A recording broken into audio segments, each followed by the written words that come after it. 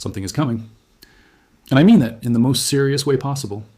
Because right now, as you're watching this, the atmosphere above the United States is quietly, almost invisibly, building up to one of the most dramatic weather reversals we have seen in weeks. And when it finally lets go, and it will let go, it is going to catch millions of people completely off guard.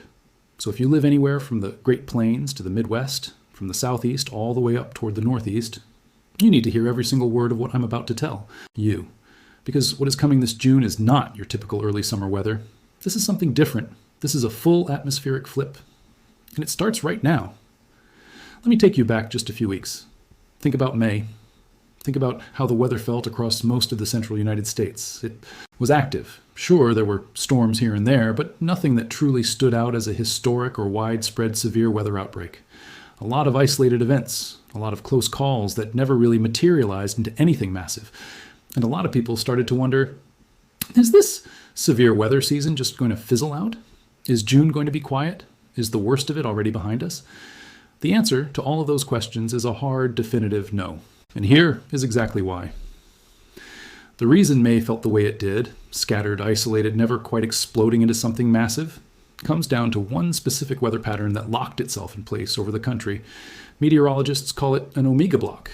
Now, that name might sound complicated, but the concept is actually pretty simple, and once you understand it, everything that has been happening and everything that is about to happen is going to make complete sense to you. An omega block is essentially a traffic jam in the atmosphere. Picture the jet stream, that powerful river of wind high up in the atmosphere that acts like the steering wheel for all of our weather systems across the United States. Normally, the jet stream flows in a relatively smooth pattern, allowing storm systems to move across the country, bringing rain, severe weather, and then clearing out. But when an omega block develops, that smooth flow breaks down completely. Instead, you get two large upper-level low pressure systems, essentially massive pools of cold, swirling air, that position themselves on either side of the country. And sandwiched right in between those two lows is a massive ridge of high pressure that builds up over the central and eastern United States. And that ridge? That is a wall. That is the atmosphere essentially putting up a stop sign for any major storm system trying to push in from the west. It suppresses everything. It keeps the really intense setups from developing. And that is exactly what we have been living through for the last couple of weeks of May. The pattern locked in, the ridge built up, and the result was a May that felt far less explosive than what we are used to seeing. But here's the thing about omega blocks that most people do not realize. They do not last forever. In fact, they are notorious for eventually breaking down in dramatic fashion. And when they break, when that atmospheric traffic jam finally clears, the energy that has been building up, the warm Gulf moisture, the cold air pushing down from Canada, the wind shear that has been waiting in the wings, all of it comes rushing together at once. And what you get on the other side of an omega block breakdown is exactly what we are staring down right now heading into June. A full atmospheric reload. A weather flip of enormous proportions.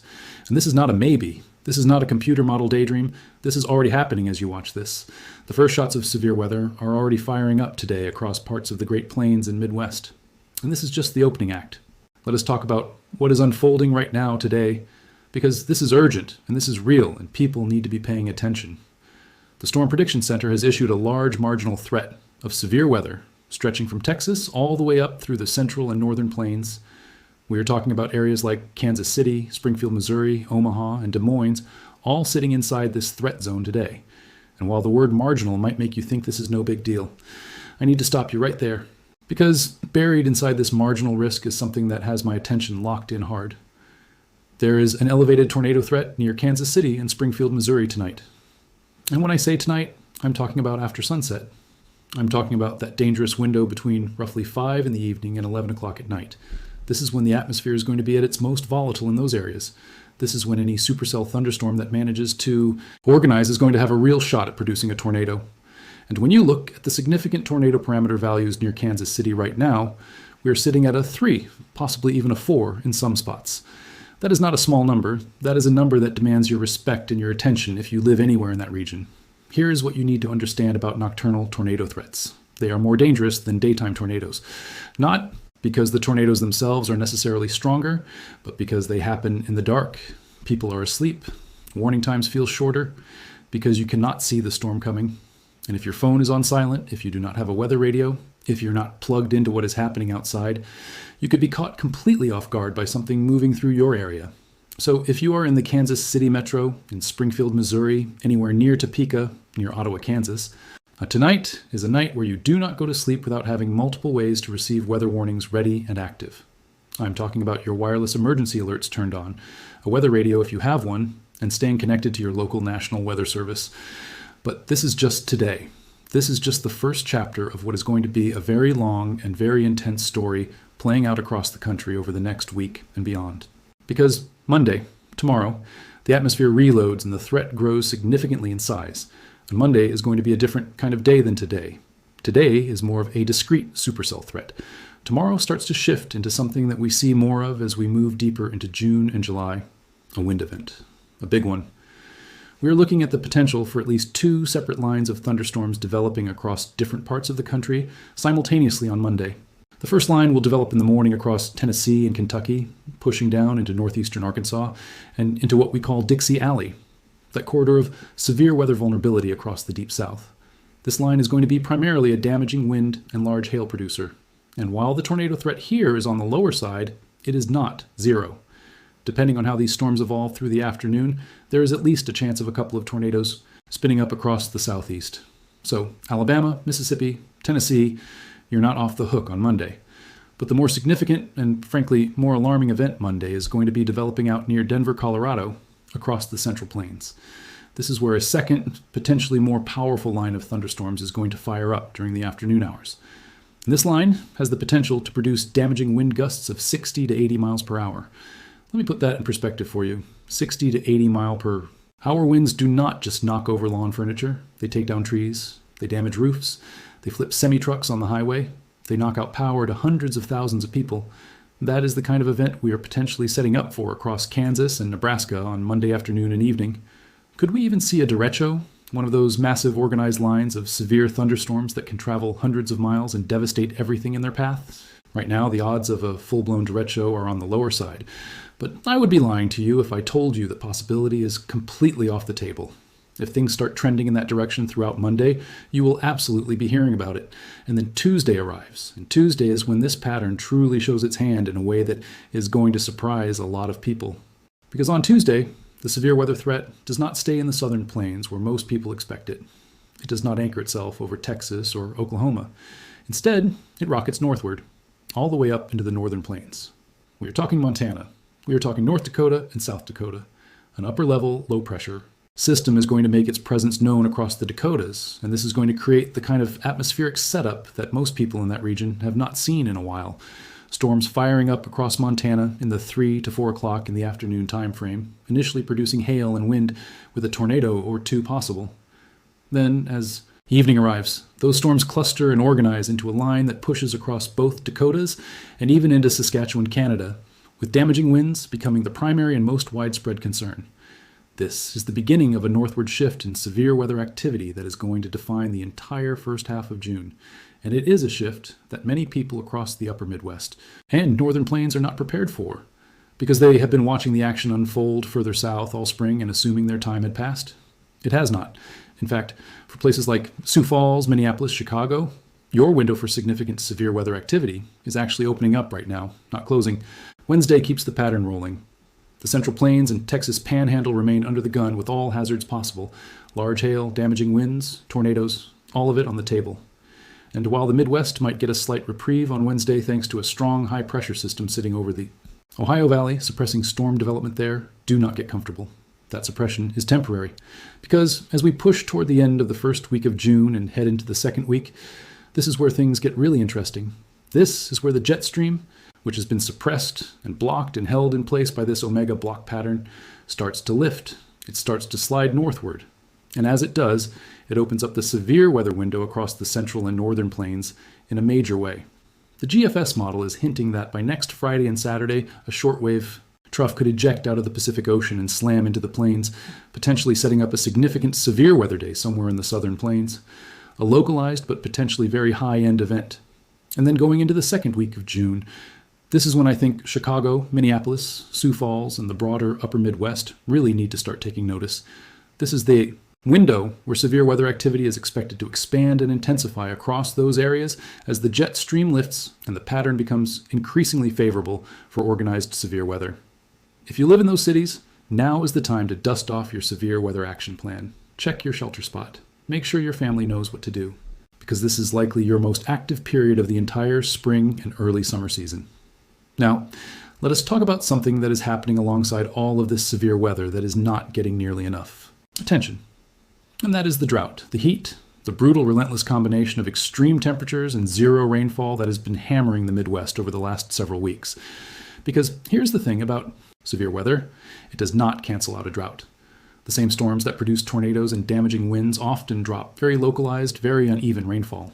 And right now, looking at rainfall forecasts through June 5th, most of the Midwest and Ohio Valley is looking at essentially nothing. 0 to maybe half an inch of rain for the entire stretch. And in areas that are already running massive rainfall deficits, that is devastating news. The drought conditions across the Midwest are expanding rapidly. The extreme heat that has been baking the region is accelerating soil moisture loss at an alarming rate. And even when the pattern does eventually become more active, the rainfall distribution is going to be incredibly uneven. Some areas flooding from severe thunderstorm complexes, while neighboring communities stay bone dry. And speaking of heat, let us talk about temperatures, because this is another piece of this story that is going to catch people off guard. Right now, in the Northeast and Ohio Valley, temperatures have actually been running quite chilly. Strong northerly winds blasting down from Canada have been keeping lows in the 50s, even the 40s across parts of the interior Northeast. And that is going to continue through at least Thursday or Friday of this week.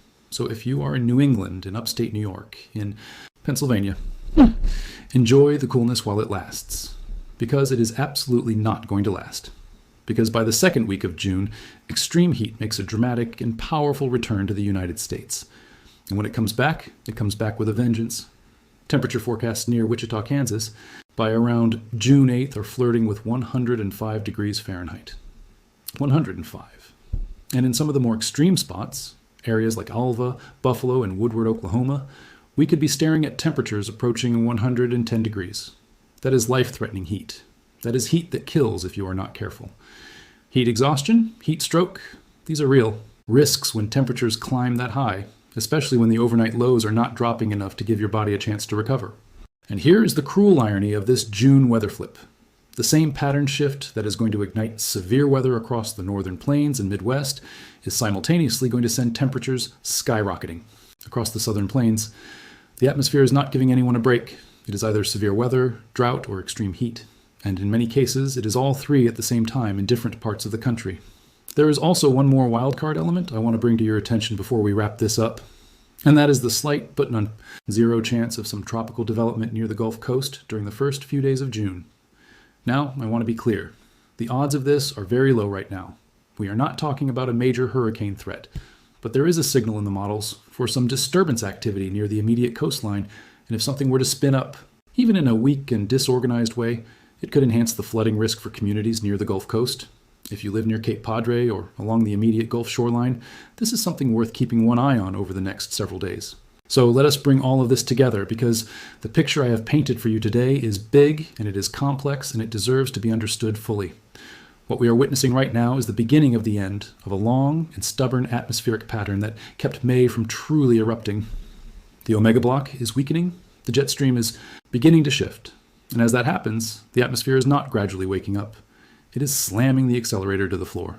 Severe weather today near Kansas City with a real tornado threat tonight. A massive wind event developing across the plains on Monday. Tornadoes and damaging winds. Pushing all the way into the Dakotas and Montana on Tuesday. The Central Plains under siege through Wednesday. The jet stream lifting northward through the end of the week, opening the door for the Midwest to become the new epicenter of severe weather activity heading into the second week of June. And all of this happening against a backdrop of extreme drought, record heat, and a population that has been lulled into a false sense of security by a relatively quiet end to May. This is the June weather flip. And it is not arriving gently. It is arriving with thunder and lightning and wind and heat and everything in between. The atmosphere does not send warning letters. It does not ask for your permission. It simply does what physics demands it do. And right now, physics is demanding something dramatic. So wherever you are, whether you're in Kansas City tonight, on the Central Plains Monday, across the Dakotas Tuesday, or getting ready for another week of sweltering heat in the southern plains. Take this seriously. Have your plan ready, know your shelter, know your warnings, know where your family is. Because June is not going to be quiet. June is not going to be boring. June is going to make itself known in a very big way. And we will be here every single step of the way to keep you informed, to keep you safe, and to make sure that when this atmosphere makes its next move, you already know it is coming. Stay weather aware, stay ready, and we will see you in the next one.